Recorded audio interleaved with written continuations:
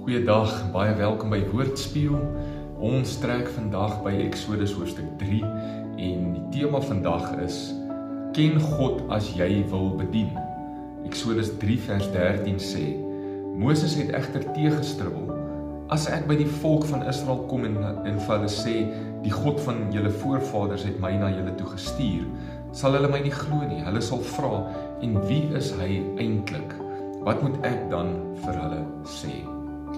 Hierdie is nie sommer 'n verskoning wat Moses hierso uitdink en voor God gooi omdat hy nie gehoorsaam aan God se roeping vir sy lewe wil wees nie. Hierdie is eintlik 'n baie goeie punt wat Moses hierso maak, en is 'n baie gewigtige saak wat ek en jy ook baie mooi oor moet dink. Hoe kan ek gaan bedien en in God se naam optree en as God se verteenwoordiger optree in my wêreld as ek God nie ken nie?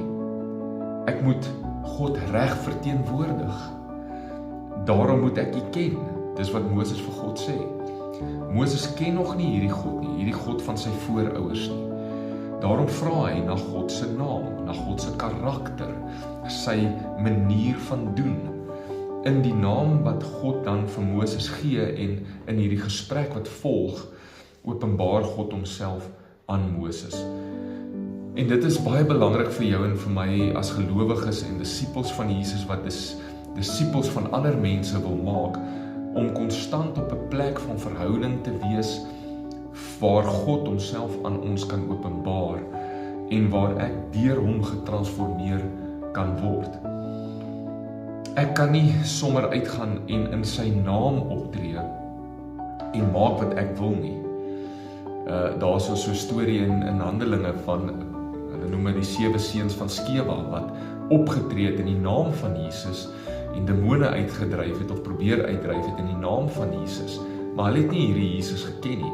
En ons lees daar wat gebeur het, hoe die demone hulle eintlik uitmekaar geskeur het, verjaag het.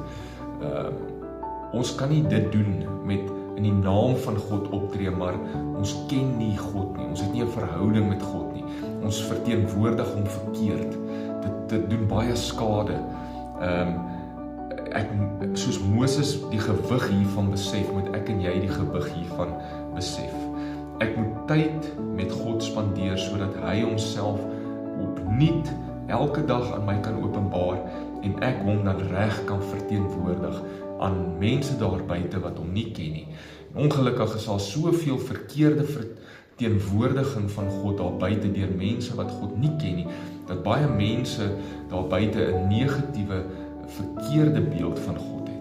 Kom ek en jy maak seker ons ken hierdie God, ons ken sy naam, ons ken sy karakter, dat hy 'n God van liefde is, dat hy 'n God is wat goed is, dat hy 'n God is wat regverdig is, en dat ons hom so reg verteenwoordig aan mense daar buite, sodat hulle hom ook sal wil ken.